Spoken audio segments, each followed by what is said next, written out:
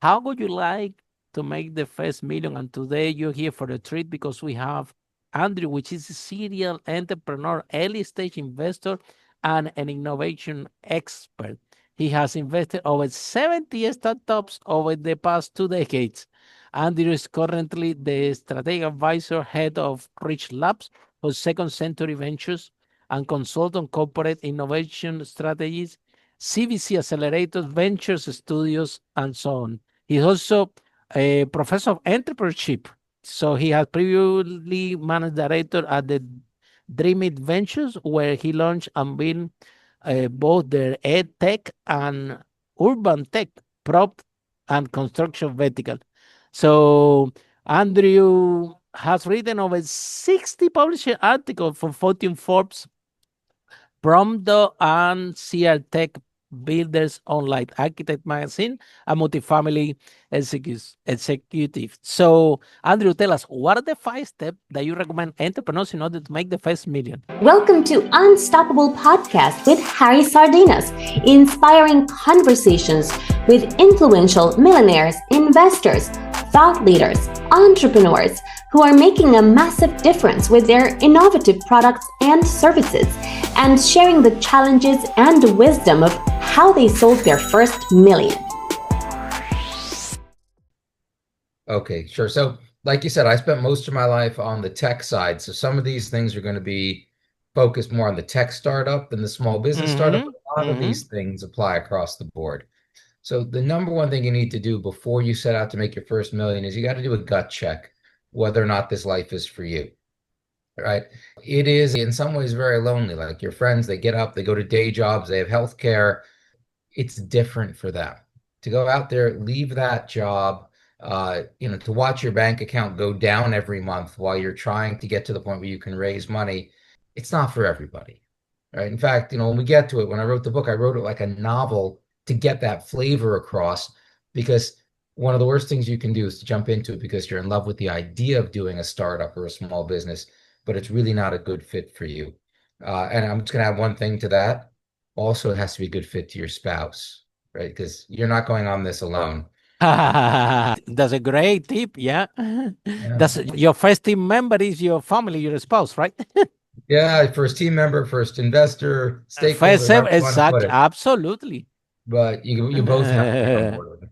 Now, sometimes that works really well, right? If your wife is employed and she has health care in the countries where it's not national, then that gives you a little bit more of a cushion to go out there and do it. But if you're the only employed person in the family, maybe you have small kids, your spouse is at home, giving up that healthcare, maybe not the right time for you to do this.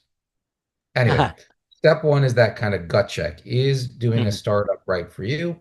And again, applies to both types of startups, tech and small business. The second one is to make sure you're solving a real problem. There are a lot of people who fall in love with an idea or a technology and they don't really gut check. Sorry, I'm not going to use that word again. They don't really sanity check that it's a real problem. And a real painful problem should have 3 elements to it. One, it should be really painful, right? I just hit, my nail with my thumb with a hammer. Not I have a hangnail. It's got to be intense. That's number one. Number two, it has to be widespread. It doesn't do you any good if it's just you, right? Super painful, just you. It's not a big market. No, it's got to be a lot of people like you in the same boat. And number three, it helps if it's frequent, right? If it happens once a year or once a lifetime, it's a lot harder to make a business on that than if it's something that happens every single day or every single week. So you got to get out there, you got to talk to the customers, you got to get out of your own head, right? And really validate with them that this is an intense, frequent, and widespread problem. So that's step two, validating that you have a problem. Step three is you got to answer for yourself, because the investors are going to ask you this, why now? Now, this is leaning a little bit more to the tech side or stop, but let's take it like if I'm doing a dry cleaner, right? Your why now might be, what, this village has grown. It's big enough to support a dry cleaner. Why should people have to drive 30 minutes to the next village over? Okay, that's a different type of why now than my world. But why now in my world is usually something like, well, easy AI tools that I can build a business on didn't exist 2 years ago. Or going back a little further, blockchain didn't exist, 10 years ago. And all of a sudden, when these things happen, I could solve problems that I couldn't solve before, or I could solve them in a way I couldn't do it before. If you don't have a good answer to why now, odds are your business is going to fail because tons of people are doing it. They may be ahead of you, or in the case of a tech startup, it may be something that's just not a great idea. So you want to make sure, step three, you want to make sure that you have a good answer to why now, as opposed to, hey, it could have been done years ago. Let's say you get past all of that. Your step four is, who am I going to do this with? Solo entrepreneur is brutally hard. There's too much work, generally speaking. I would say of the 70 startups that I backed, maybe two of them were solo entrepreneurs. They're really the exceptions rather than the rules. But there's a subtle reason for this also. Everything that you have, every idea that you have sounds great up here. The moment you have to say it out loud, and you got somebody across the table who's not your employee, they're your equal, and they can say, like, Andrew, that doesn't make any sense. What are you trying to say? Then you realize that you don't have it thought out to the way you want it to be. Or they may push back and say, Andrew, I disagree. What about X, Y, and Z? You need that kind of creative pushback to really get something good going on. And then within that, you want to make sure that you have the range of skills you need to build a startup like the one that you want to build. So step four, get the right team together, whether it's one co-founder or two, three other people. Make sure you have the right co-founders on board. And number five, and this is the same for everybody, you got it. The ideas are relatively cheap. Execution is king here. So unless you're willing to go all out on it, once you've got these things lined up, don't bother. One out of five millionaires that we interview in this podcast, Andrew, we have 500 millionaires already we interview. One out of five are property investors, the other one out of five are tech. Is it easy to become a millionaire in the tech space, or why we have such a large range of millionaires? I'm saying for the audience because the audience can have a wrong perspective. They see in these interviews and they say, "Wow." Pure statistic, Harry podcast, one out of five are tech multimillionaire, tech entrepreneurs. You know what? I want to make money. I'm gonna go into tech without knowing that we only only hear about the success story. So, Andrew, what is the good, the bad, and the ugly of the tech space and the tech entrepreneurs? And is it that easy to be a millionaire in the tech space? But it's a good vehicle for sure. The statistic of this podcast has proven this. Five steps how to Yeah. make your first million, and one out of five are tech entrepreneurs. So I think, but that the statistic, the vehicle is proving that can create wealth, but tell us your opinion. You see, I'm smiling already. Listen, if it were easy, everyone would be doing it. It's just, it's not easy no matter what you're trying to. There's a lot of smart people with ideas who can drive. They're willing to work hard. There's a lot of people out there that are trying to do it. Uh, I don't know why your guests or your audience skew a little bit more to the tech side. Maybe they're just more interesting I stories. love tech. Maybe I'm attracting them. Maybe that's it. My, So, yeah, I'll give you an I idea, love right? tech. I love property. I don't know.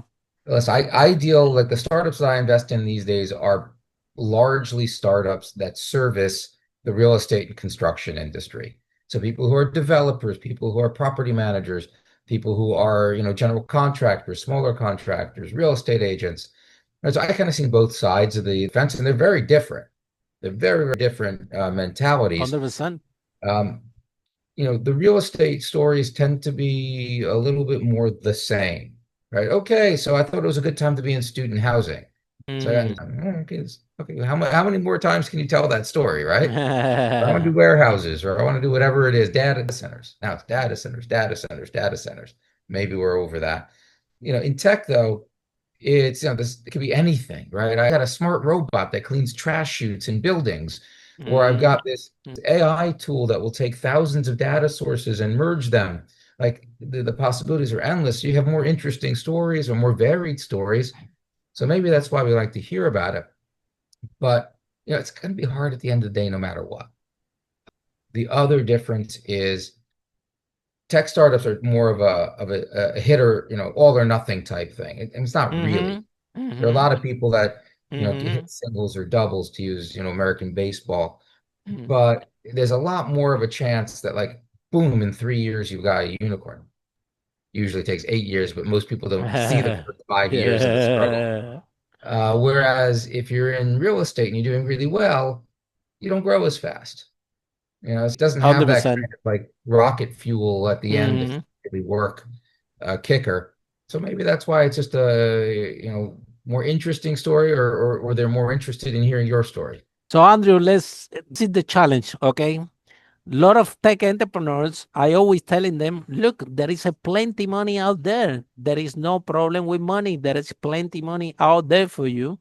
And they're telling me, Harry, don't tell me more. There is plenty money because I'm going out there to look for funding and nobody want to give me any money. And how can we close that bridge? Because Andrew, I have in one side the entrepreneurs, the tech entrepreneurs, the typical tech entrepreneurs that the software developer, they create this big elephant, they remortgage the house, they ask money for friends, family, and they create this big elephant because they love writing code, okay? And Hmm. now they haven't gone out to the market to ask if the market want to buy this problem at that solution. Usually the word MVP, everybody forget about the M's. It's not minimum viable product anymore. So they are creating a big engine that they think that is gonna change the world. And then this big elephant is out there, and now they want to go to a VC, to a venture capital, to funding to sell it when they haven't asked a question to any single person yet. Is Yeah. this fit for the market, what we call a product market fit?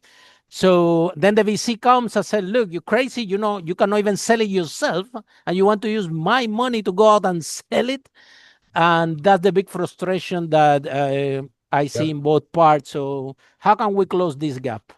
So, you've hit the nail on the head. It's even in the best of circumstances, there's no fun in fundraising.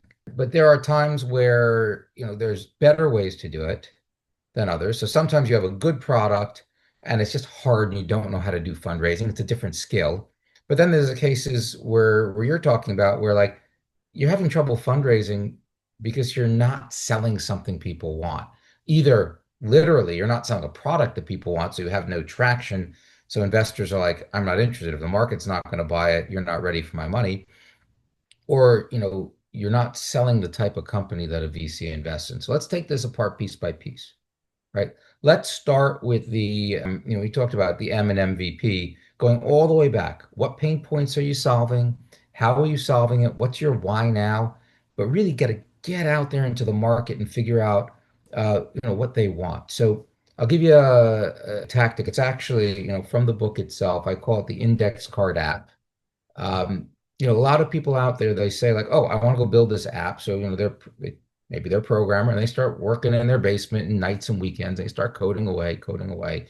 And then this big vision in their head. So they're adding this feature and that feature. And like 6 months later, they come out of the dark, pale, tired. I'm like, I give you my app, and then crickets, no one cares. Now, the alternative to that is before you code anything, get yourself a box of index cards. Well, index cards like that. Get yourself a pen. So far, this is going to cost you less than $10. Take the pen, draw on those cards the screen of your app. Each screen that you think you're going to build in the app, just get them all out there. Now you have a pack of index cards. And then go out to 20, 30, 50 people. Say, Harry, listen, thank you for taking the time to look at my app. My app is actually not coded yet. But what I want to do is I want to show you, the screens of my app, and I want you to interact with the app as if it's a real app on your phone. So don't talk to me about, what's that? I'm not going to be there when you download the app. Just if you see a button, press it. The only thing I'm going to ask you to do differently is I want you just to verbalize what you're saying because I can't read your mind. Right? So if you're like, I'd like to click that button, but I'm worried about what it's going to do to my dad, I'll just say that out loud. Right? And then you sit there and you give them the home screen and you shut up and you wait and they look at it and they'll be like, it's kind of interesting. I'm not sure what that button does. I'm going to click this button. So they click a button. Then you hand them the next card that's where they go next. And just let them run through it that way. Just watch. Now, at the end of it, you can start asking them questions. You're like, well, listen, you never clicked this button. There's all these other cards we didn't use. Why didn't you do that? And they may say, well, I didn't know what that button was. So you have a UI issue or a design issue. Or I'm not interested. Or I'm not interested, right? That's why I only press what I'm interested. I only want interested. And guess what? if you came out with a deck of 30 cards and 10 of them were never clicked on by 20, 30, 50 people, don't build it, right? Save yourself weeks or months of your time. That's Um, what the M is, right? And then you can go through it and you're like, this is really interesting. Thank you. I noticed you use like these 5 app features. Which ones were really important to you, which weren't? It's like, yeah, just really, if you just gave me this one feature, I would use it already. Everything else is nice to have. Well, guess what? Build the one feature, roll that out. You can add more stuff later. Right. So now instead of being 6 months in the basement, coming out pale and sweaty, giving some of this bloated app that no one wants, you come out in 2, 3, 4 weeks with something that you know the market wants. And because you know the market wants it, they're going to start using it. And then you have traction when you go to the VC and they're like, yeah, this is something I'll back. So that's one of the techniques. If you're doing more of a small business type startup, I don't know how you can prototype a car wash, but you may not have to, right? Because everyone knows what a car wash is. So you yeah. don't really need that step as much. But for a tech startup where it's new to the world, it's tough for people to kind of visualize, and you want to get feedback before you waste time and money, Mm. that's the way to go. And then the product market fit. The biggest challenge that we have the other day, one tech entrepreneur came here from Canada, right? And he developed in the 80s something like a mobile phone, okay, that will track the time of the worker. So he thought in Mhm. the 80s, wow, I invented this tech device. I'm going to sell it to the employees so the employees can track their work and be more efficient so they could be more employable. And so when the company want to fire someone, it won't be them. They even have proof how efficient they are, right? So it happened to be, and this is how he wants to bring the product to the market, right? To sell it to the employees. Well, turns out that no employee in the whole Canada bought none. Turns out that he said, okay, then I'm gonna sell it to CEOs. CEO didn't want to buy the thing either. What people would pay really willing to pay money for, it was for the report that that device will create. So the CEOs want to list this device to all the employees, have this device for a month, collect the data, okay, that the machine, that the thing produce, and for that database and that report was what the market is willing, what they were really to pay. Nobody were interested in the device. Nobody cared about the device, everything. So Andrew, the product market fit it could be a real nightmare for tech founders and a frustrated process. And again, we're talking about all the success of tech entrepreneur, but I'm on the space. I have I talk a lot with tech startup founders. It's my hobby there in London, and I'm part of the community. I do talks about business growth, about how you can find your first client, X, Y, and Z. I hang out a lot with the community. So it's a big challenge, the product market fit thing. And then with the investors, they say, Harry, first they want me to have the MVP, after they want me to have traction, after the branding, after you don't have following social media. So the investors don't we have something. On the other hand, Andrew, sorry about, I want to ask you the question, if it's really true that if you come with an idea, a VC can give you money, or those times are gone, and you actually have to have something tangible to have a little bit of traction if you have hope in order finding some money out there. Sure. So let me, that's a lot to digest. So let me give you the bullet points first, and then we'll drive in. So number one, the founder you just talked to, I'll bet you 100 to 1 he didn't do customer discovery. If he had gone out there and spoken to 20 customers, 20 employees, he could have saved himself all of that. Number two, sometimes even if you do customer discovery, what you're talking about here is your go-to-market or your pricing model. Like sometimes you need to experiment a little bit. I'm glad that he found it. It's not Mhm. uncommon that you go out there and you realize, oh, I got something, but I need to sell it differently. And number three, by and large, those days are gone. So let me unpack it for you. Uh, it's really talking to customers is the best way to avoid blind ends. Right? I could have told you I'm not going to pay money to prove to someone else I'm good at my job. Right? I just don't think that way. I think it was reasonable had he talked to employers. I thought he could sell it to them, depending on the price. They might want to buy it, and if it's something that they use all the time, they might want to buy it as well. So I actually have a startup that I happen to have their swag right here. This is their coaster. It's from Smart Barrel. It says "Don't F around." It's a kiosk that goes on the side of a construction trailer. You go in there, it takes your picture, makes sure you say you are, and counts you when you clocked in and when you clocked out. And then that goes right Oh, into your. wow. So it Good works for really well. productivity, eh? Yeah, well, if you're on a construction site and you're paying by the hour, now like there's no like, oh no, I signed in at 9 o'clock. Well, there's 100 people with the same handwriting that all signed in at exactly 9 o'clock. Right? Really. It gets around the I didn't, I left later, you're not paying me. So it works really well. In those cases, they buy the machine and they pay a monthly fee. Now, if you're doing Oh, tracking, wow. well, yeah, I mean, it's Monthly, also not that. this we're talking about good business model for tech Yeah. Yeah, they pay, I think, 400, subscriptions $500 for the machine, and then they're paying $10 per employee because it saves them so much time and trouble. Now, this and is something save money all to the the time. employer because if Yeah, three because hours of work, the yeah, hourly it's the rate. payroll guy's physical effort, See. and it's all the fighting over like, no, Yeah. I wasn't there. But here's the other thing, right? If, on the other hand, this was something that you were doing, you only had to do it once a month or once a quarter or, maybe once a year. Like, there are other places they count where the employees are in a building so they know, like, do I need this much space or not? Maybe when my lease is up, I can go someplace smaller. So you don't need that 365 days a year. So in that case, renting it to them 1 month a year to like get a good baseline, that's all you need. That's more likely to be a sale than, sorry, a rental than a sale. So some of this you can figure out a little bit in advance. If you have a good mentor who's kind of seen enough of these things, he or she might be able to tell you, listen, Harry, I think you should try this before you try that. Sometimes you just got to try it. So as an investor, I am looking for someone who's done as much as he or she can do with the resources they already have.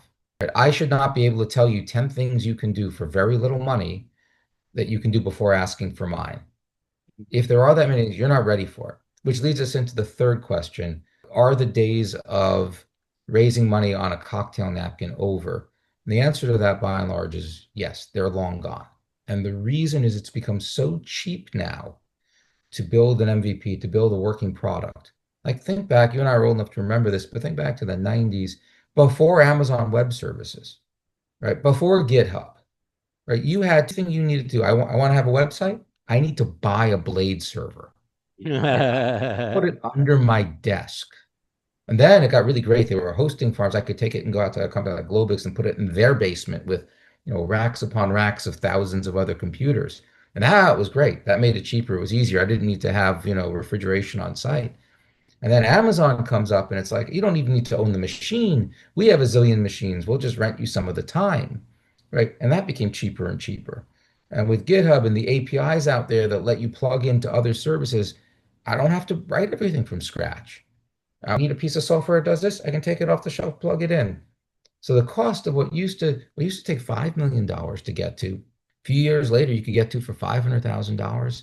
A few years after that, it was only $50,000 to get there. And now, in many cases, you can get there for free. So if you can do all that as an investor, of course, I'm going to raise the bar because your competitors are doing it. Why am I going to give you money when that guy's got hustle? That guy got 10 times as far as you did on the same $0. Guess who I'm giving my money to? Mhm. And I know it's a little harsh because this is the guy that's like, he's anguished. He's like, oh, I'm having trouble raising money. It's like the guy that goes out, on dates and he like, you can't get anyone to go back out on a second date with him. How do you tell him it's because he's kind of ugly, right? Or maybe not. Maybe he's okay, but you can say like, listen, you need a makeover. Like you need new Mhm. hair. You need to lose 10 pounds, right? And Mhm. it's a little bit of tough love, but it's not all that different, right? In fact, one of the other things later in the book, they've actually used the dating analogy as a way to get across to the founder why paid introductions to investors don't work. But yeah, there's a lot of actual Mhm. commonalities between dating and trying to find an investor. Hmm.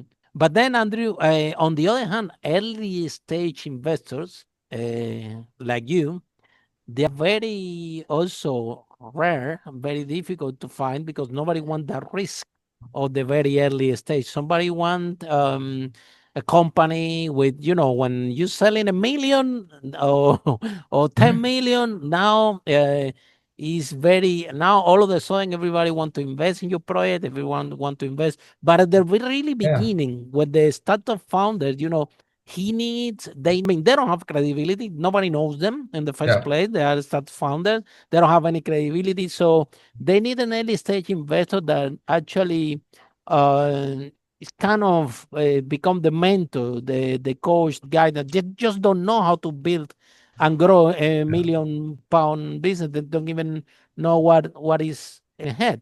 And it's a huge risk involved in the early stage, and it's very rare to find early age stage investors in Yeah. So London, in US. I'm gonna So why do disagree you with you. choose? Why do you choose these I'm going to disagree risky? with you, Harry. Yes, go ahead. Investors are actually very easy to find if you know how to do it.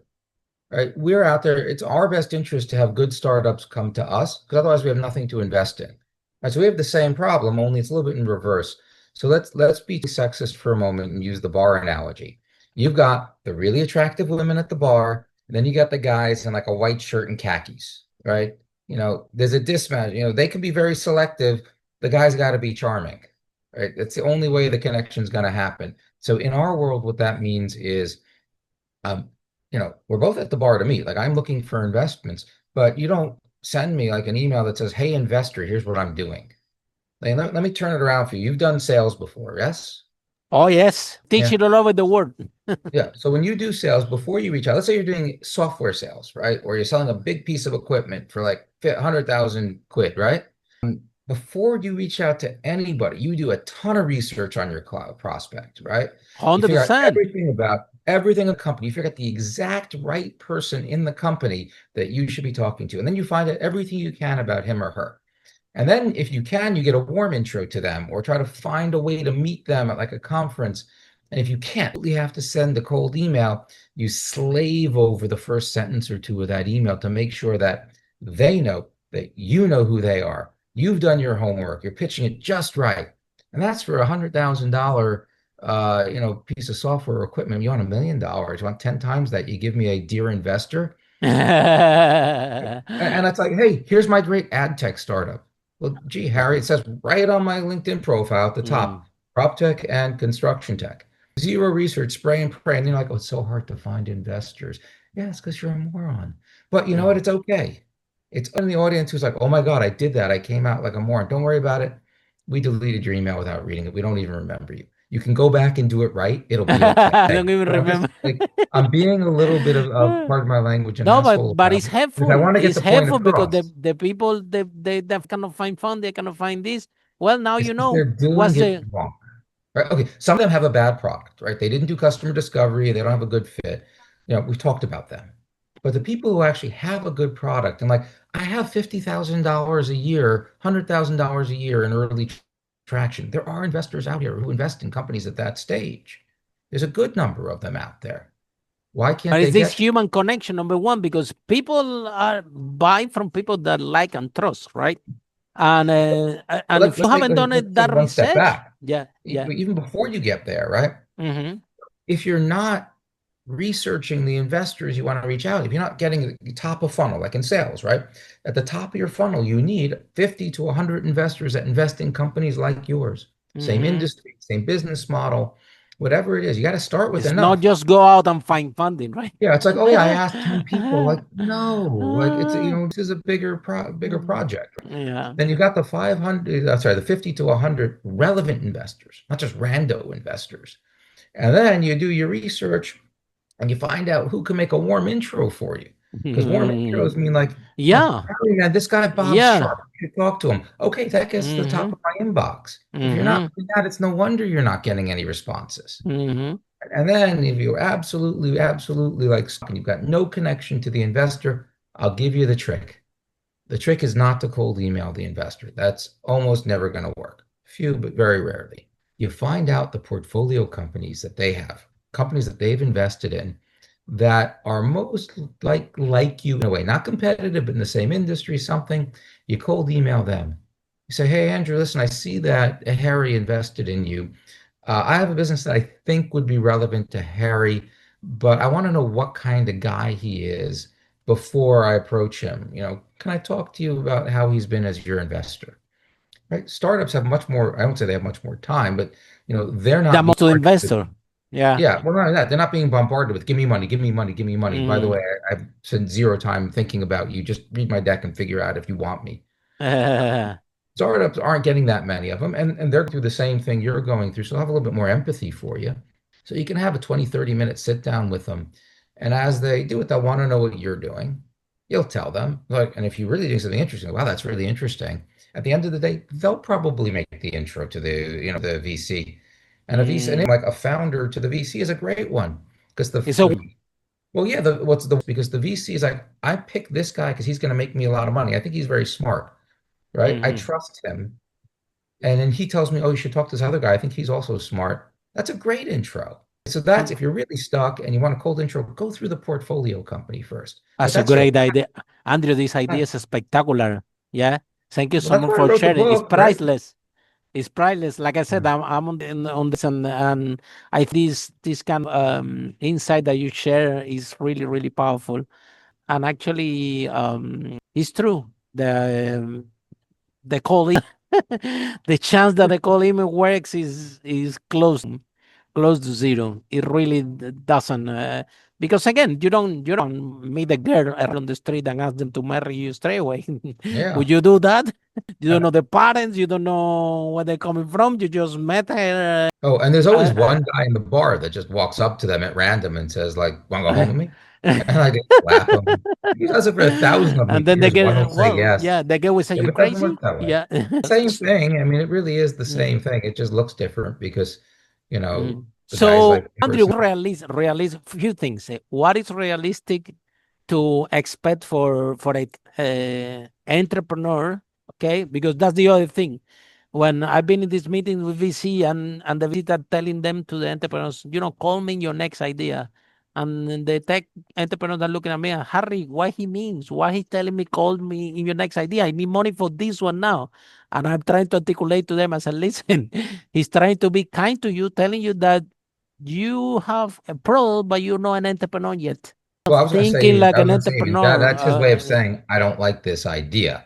You're a Uh, sharp guy, but uh, the jockey and the horse thing, mm, right? Like, I mm. think you're a good jockey. You're on a of a horse. And by the way, that's really clear feedback. Most VCs Mm. won't even give you that clear. They'll say, Yes. Harry, Mhm. come back when you have more traction. You know what? Well, the Yes, VC's yes. soft no. Yeah. It could mean, I like what you're doing, come back when you have more traction. But what it Yeah. might mean is, dude, you got no chance. Never going to happen. Mm. But I realize that you're going to pivot, you're going to change Yeah. it out. I want you to call me back because maybe that version of it will be better. Mhm. But I don't want to tell you no because I think that'll bruise your fragile ego and then you won't come back to me if you do have a good idea. I'll tell You you know, what I, I discovered, Andrew. I discovered that the VC, and this is a common issue that we see in first time founders, and obviously tech startup founders at first time founders, right? They Mhm. are in love with the product. Okay. They love the product. They go there talking about the product, that the product is Yeah. amazing. They are emotionally attached to the product itself, and the product in this phase is not relevant. Yeah. If Second they're time emotionally founders, attached, they're not even listening. from the millionaires, Andrew, the millionaires that we interview, the tech millionaires that we interview in this podcast, most of them they are marketing and sales. They are Yeah. not even tech entrepreneurs. And those ones that they're software developers, they come to a podcast and they spend the whole podcast talking about sales and marketing. I said, guys, I thought you were meaning is go to 0 to million, go to product market fit. It's a marketing exercise, it's a sales and exercise. Yeah. You need to go out there and tell people what you have in kind of a prototype and see if they want it. That's why we say ideas are cheap, execution is king. And a lot of the execution at that stage is sales and marketing. For some startups, it's like really new to the world tech, it's tough. Then actual product development matters. Mm. But for a lot of the things, you see an opportunity, there's a why now. You can get people to build it. It's hard, but you can get them. That stuff's kind of an even level playing field. What really separates a team is the ability to get those initial first customers and then, to build on that because so many of these things, like, once you start to succeed, success builds on success. It could be a marketplace where it actually does, or it could be economies of scale. But even if it's just you getting there first and being better known, which means you're more likely to get the VC money, which means you're more likely to get bigger, getting that early lead among 5 or 6 other startups that kind of have the same idea around the same time, that's the difference.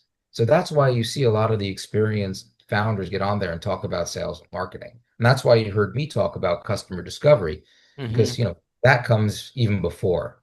But yeah, you're spot on with that. And there's another one other point. I think it was the founder of Waze. I could be wrong. He has a book. It's got a great title. It's called well, maybe it's not him. I think it's his. Fall in love with the problem, not the solution. Oh wow, that's If powerful. you're so stuck That's on your powerful. solution, I you're love it. going to be you're going to be, it's not mine, I give him credit. Uh, You're going to be wedded to your idea. When people are telling you it's not working, you're going to be stuck in it. But if you're in love with the problem, and this is just one way to solve it, and you're starting to get pushback, and then someone else is like, well, why don't you do this? You're like, no problem, I can solve the problem that way. It makes you mm. more willing, more excited, more eager to, change tack if, solution draft number one isn't the right way to go. So yeah, the solution is something that should flow from the problem. So, Andrew, what do you think? What do you expecting to see in a tech and in the stage? What is the common practice that stage investor takes? Right, 20%, 10% of the company. How is this process in order that they go that tech entrepreneur go to this path sustainable Hmm. and don't end up with very little percentage of the company that actually it will lose Yeah, all the interest to the tech founder actually to develop in the first place. On yeah. the So other what you're, hand, with this yeah, without sell investor, it's gonna be well.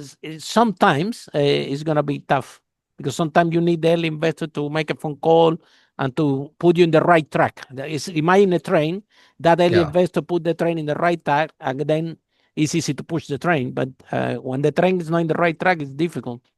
yeah. So, what you're talking about is the down cap table, right? Mm-hmm. Mm-hmm. If you take too much money, or if you give away too much of the company, meaning that you have a low valuation for the money, you end up at a point where you just don't have enough of the company for it to really be worth your while. And some VCs won't invest anymore because, like, well, you don't have enough skin in the game. You're going to leave. Most of what I'm investing in is the team. So sorry, I can't do it. Your cap table is upside down. Now, there are no hard and fast rules in venture, but there are rules of thumb. So early round, like your seed round, your Series A round, expect to get or to give away about 20 to 25% of the company. I don't, there's no real logic Mm. behind it other than that's Well, it's a kind of, huge risk for the investor. That's the well, that's logic. it. So it's kind of what the investor needs for it to make them enough money to pay off their investors. Mhm. Right. From my perspective, if a third of my portfolio goes to zero within 2 years, I'm doing pretty well. Oh, wow. Yeah, I'm doing pretty well. Like if I saw 2/3 of them going, and if 1/3 of them are doing 10Xers, and if I have one of them that's 100X, like I got a pretty good fund. Now, if you work backwards from, the math, for me to get a good exit, for me to generate like 40%, 35% IRR, remember, it's a lot of risk here. It's tied up for a long time. I need a good return for me to generate that. And if, a third of my portfolios are going to be stars, a third are going to be dead, and the middle third are going to kind of go sideways, maybe get me 2 times my money back in 10 years, which is not a win for me. I need to have a certain percentage of the company. So, Mm. it kind of works that way. It almost works backwards from what the VCs need in order for them to make money for their investors. But it's kind of a good rule of thumb. Once you get to the Series B, C, D, like it breaks down it's all kind of negotiation. And with the kind of friends and family stuff that you get on, the main thing is take Mm. as little as you need at that point. And hopefully those are like a price, those are like a safe or a convertible note, and they kind of end up converting like the seed round. Andrew, But what are yeah, the chances of entrepreneurs get in investment from an early stage if they haven't sold anything yet or they sold maximum $50,000? uh, What are the it chances? depends on the industry, and it depends on the team, and it depends on a lot of things. If they have Uh, sold zero? yeah, VCs say it depends a lot. Let me broaden it. We're looking for traction of some sort. The Mm-hmm. best kind of traction is revenue from the pricing model that you intend to use. Like revenue, if like, oh, we charge for services, but later we're going to change it to subscription, that revenue doesn't count at all because that's not what you're building. It doesn't matter to me. So that's what I mean Mm. by revenue with the pricing model and the pricing that you Actual, want. you have. Mhm. Yeah. So then that, because the reason is that proves that A, you're solving a painful enough problem for people to pay for. B, They are the willing price, to pay. Mm. yeah, the price is okay, right? It's probably suboptimal. We could probably charge more, but at least you know that the market will accept this. And B, we know you can sell. You may not be great at selling, but you're good enough, right? So that's Mm. why revenue is so awesome, especially if it's like subscription revenue and that kind of stuff. Now, but that's not the only If way to there is show. no revenue, So let's talk about that. So in some cases, and you don't see this as much these days, but like, oh, we're going to get big and then we're going to monetize based on or we need data the money sales. just to go out and sell it, the product is amazing. We just need the money to go out and Fail, sell it. fail. I'll tell you why you fail. Because I'll bet you can. Why do you need my money to sell? What do you need? You need time? Go out there, talk to people. What do you actually need to sell? Why need to hire salespeople? You're a salesperson. How many have you sold? Mm. If you can't sell it, no one else is going to sell it for you. Right And the now, money is not going to solve this problem. no, you're going to hire somebody and you tell them how to sell your product that you can't sell. You need to figure out how you can make a sale before you can teach someone else. You need to Mm. know how you make a sale before you know if you're hiring the right people. You need to know how to sell yourself first. Otherwise, how are Exactly. you going to hide the people? Yeah. So, Mm. until you've made some sales, you don't know how to build a team to do it as well or better than you. So that's a fail. Now, where there are exceptions, occasionally you've got things that are brand new technologies. You can't do anything until you build more. In this case, legitimately, the MVP requires a good chunk of money. It's like that with Mm-hmm. AI. With Mm-hmm. AI, they needed a chunk of money to build their models, get the data sets together to pay for the processing power. Like legitimately, you couldn't just get that off the shelf the way you could do other stuff. Mm-hmm. Those cases of VC will fund it on the idea, but then what they're looking for are other things. They're looking very deeply into the team. It's got to be a why now that's immediate. Like I'm not going to pour a ton of money into you building something that someone's already done 2 years ago. Mm-hmm. Mm-hmm. It's really compelling. It has to be like they've done it there. It's not applicable to what I want to do. No one's doing it where I'm doing it. Or I have Mm-hmm. to show you like mine is 10 times better. I can leapfrog that and I have to believe that. But that's hard. That's an argument to make with VCs.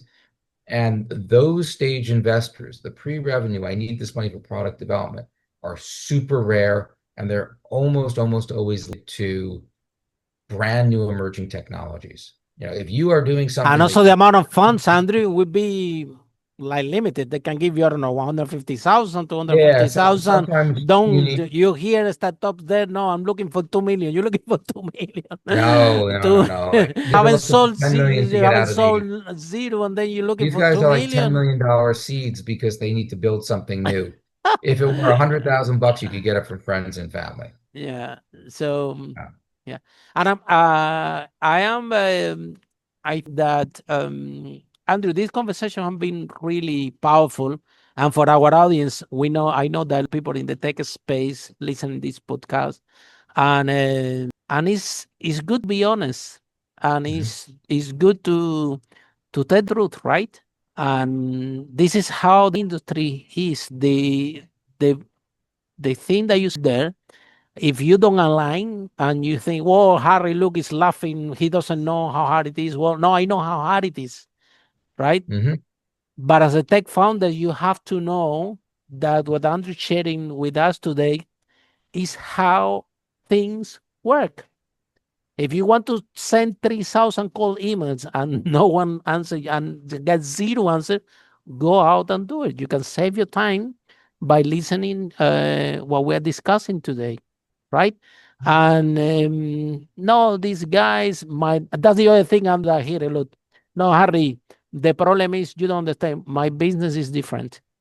My product is different. No, you're not a special I'm snowflake. solving. I don't need to sell anything, or I don't need to prove anything to a market. My solution is unbelievable. Yeah, exactly. Like you said, it's the most difficult thing is a pre-revenue kind of investment, right, Andrew? I mean, I can should be able to tell what they're doing in 20 to 30 seconds, the elevator pitch, at least enough so I know what you're doing, if you have any traction or what kind of traction you have, and what you're asking for. If you've done your elevator pitch right, I can tell you right away whether or not you're ready to raise money or not. So if you're like, I need $2 million to hire a sales team to do this enterprise sales of this vertical solution in like, marketing tech, and I've got zero traction right now, it's a total fail. Like, nope, you're not ready. And I can just tell you that, and I'll tell you very straight, it's what we talked about before. You haven't exhausted all the things you can do without my money first, right? You haven't shown me that you know how to hustle and you know how to do it, and your competitors can. And you're like, oh, my There you idea is go. better, it's different. I say, Harry, how many startups have you talking to? I'll talk to. Not to be a dick about this, but talk to 10, 20, 30 startups. I've talked to 10,000. When I tell you yours is not special, I've got the statistics behind me, right? I know what I'm talking about because I've seen so many and I've seen far more complicated startups than you get it down to a 30-second pitch. I've seen far more complicated startups than you get further than you have based on what you have. Now, when I say this to a startup, I smile a little bit more and I say, listen, nothing would, nothing would make than you proving me wrong. But I don't see a why now here. There are lots of companies ahead of you in this one. Or I feel like you could do A, B, and C without asking for any money. Mhm. So, and if you come back saying, no, I need it, I need this before, that's a fail. Like you can come back and explain to me, well, I actually can't because this is new technology that needs to be developed. It's a new pharmaceutical compound. I need $5,000 to go through, sorry, $5 million to go through. And I'm like, okay, you're right and I'm wrong. That is something you need to do first, right? Regulated industries, that kind of stuff. Mhm. Mhm. So I'm happy to, and I'm legitimately happy to say I'm wrong if you give me the data or the reasoning behind it and it makes sense. But if your entire argument collapses into, no, this is such a great idea, I don't need to do that, or I don't, we need to get this, or it's too late. Like, yeah, I'm gonna pass. Thank you. I wish you the best of luck. I think exactly like you shared, Andrew. Uh, the tech founders, they have to realize that you guys have to invest in them. It's not like I want to. that. Oh, look at this, look at that. They really want have to be prepared and to know what is going ahead, and in terms of pivot, in terms of this entrepreneurial hustle mindset, especially in the 0 to 1. Do you want to know what the hardest thing for me sometimes is?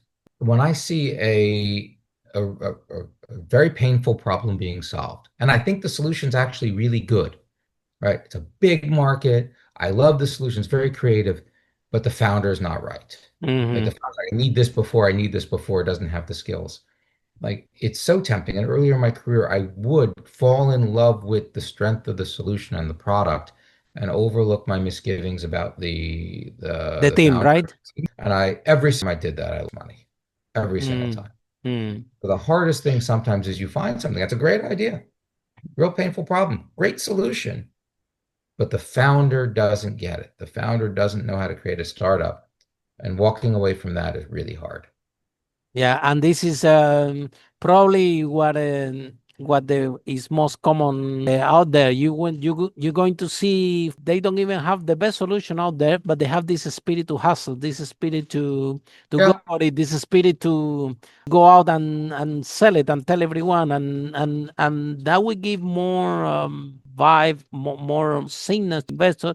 Right, excellent products that can solve the planet, but the founder doesn't think like an entrepreneur, doesn't move like an entrepreneur, doesn't answer the questions like an entrepreneur, and this is more challenging. And there is a problem also as well that some of those founders they coming from corporate, right? And in corporate, you tell to your boss, "Oh, this is not my job," right? You see, this is not my job, and then they are incorporated and then they do their own startups. And I hear tech entrepreneurs, I have personally hear tech founders telling to the team, I'm sorry, this is not my job.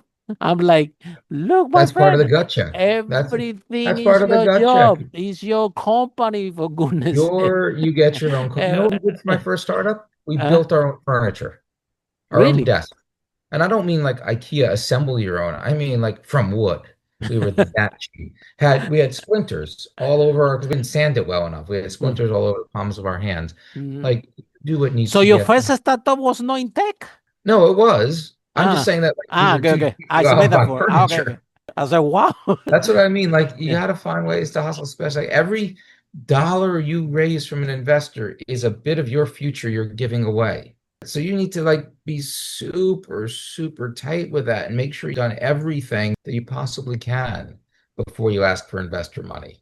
Last message, Andrew, that you have for the startup founders that at the moment they are frustrated, they are they are stuck, and all they thinking is, I need an investor. Without this investor money, I won't be able to move money forward. And why everybody's finding money and investment, and I'm not, and this is my problem. This is because of me.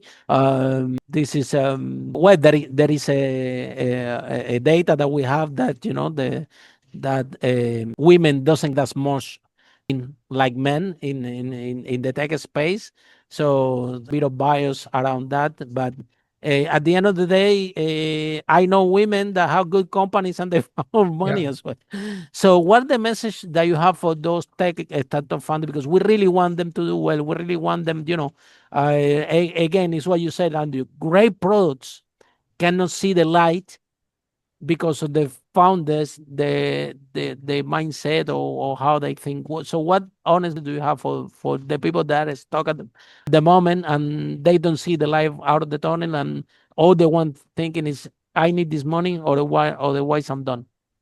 So yeah, you gotta take a cold hard look in the mirror and be open. So what I mean by that is great companies with great founders will get funded regardless of, how bad the economy is, regardless of the color of their skin or their gender.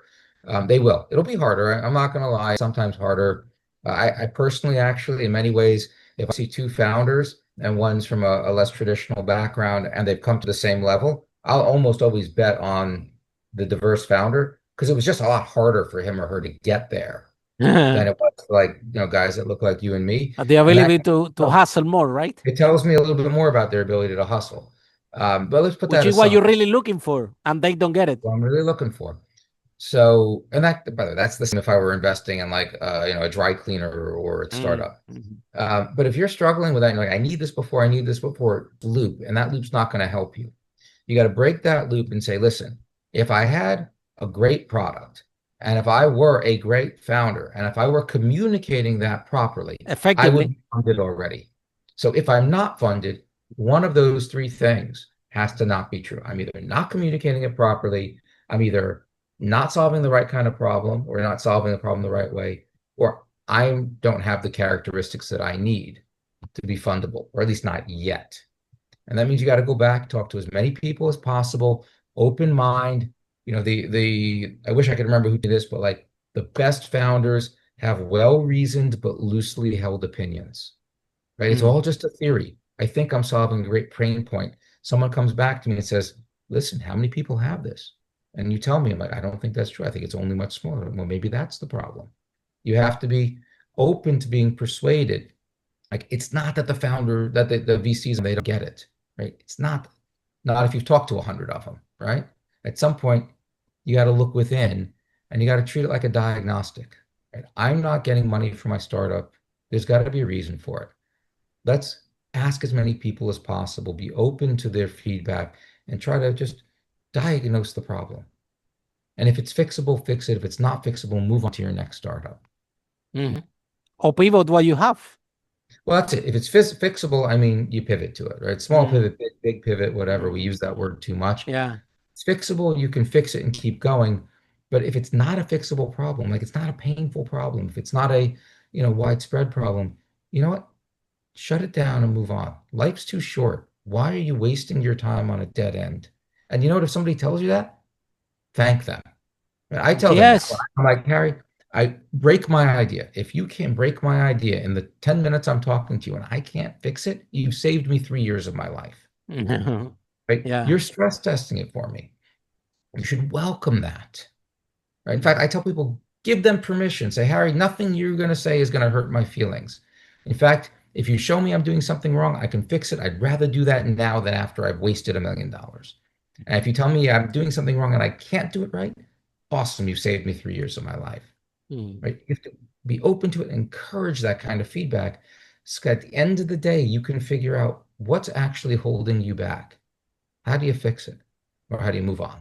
Fell in love with the problem, not with the solution. This is Andrew's message to all tech entrepreneurs from here, from the bottom of our heart. We want you to do well. We want you to progress in your tech company. We want you to thrive, right? And the I if you are in the tech space, uh, we love if you can listen this broadcast twice, because if you can digest what we actually discussed here, and Andrew has shared it in a very peace tone, very easy to understand, right? And he's not using complex terminology or strange words that some VCs in his space, sophisticated investors, they is part of the language, right? So it's very simple. If you can really look within yourself, look within the company, and think, what can you do different, okay, and what is not working, and then eventually you will be in the right at the right time at the right pace in order to find an opportunity for an investor to go and go with your journey. But no one is out there to save you. The investor is not going to do the job for you, and he's not there to take your idea and save you. You have to be able to save yourself. The investor is exactly. The only thing that will do the investor is to put you in the right track. So when you push the train at least is in the right track. But the investor is not going to push the train for you. It's not going to No. make the train, right? With all apologies to the church, investors help themselves. There you go. Yeah. There you go. So Andrew, someone is in love with with this conversation. I know that it's gonna be difficult for you to read emails and so on. But how people can find you, how this work, Sure. No problem. yeah, how they So can. very, very simple. You already give them the right strategy to reach to you. If they Yeah, listen the listen, podcast, they already know. But anyway, how they can if access they want a from little you? Yeah. more, they can go to my website. It's not an awesome website, but it'll tell them a little bit more about me. It's Andrew, the letter B as in boy, that's my middle initial, Ackerman, ACKERMAN.com. There's more stuff about the book there. If they're interested and they want more of this, they're welcome to Oh, get tell the. us the title of the book, Andrew, because some people Oh, are listening in the car. oh, So for the ones that what are the listening title, and can't see the big on sign over my yes, head, so a lot of people it's are called just the. listening. So can you tell Yeah, us the title of the book, the your sure. name of the author, where to buy it, and so on? Yeah. So where to buy Amazon, Barnes and Noble, anywhere, that's easy enough. There's links to it on my website if you can't find it on Amazon directly. The name of the book is called The Entrepreneur's Odyssey.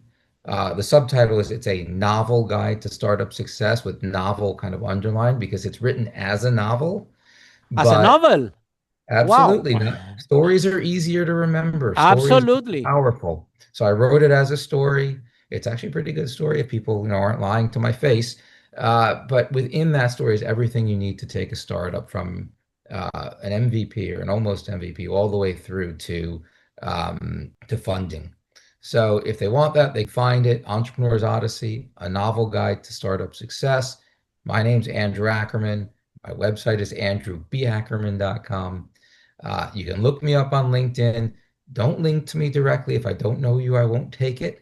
But at least it'll tell you what I'm looking for. And if you happen to be investing, be starting the real estate or construction spaces, tech, Hmm.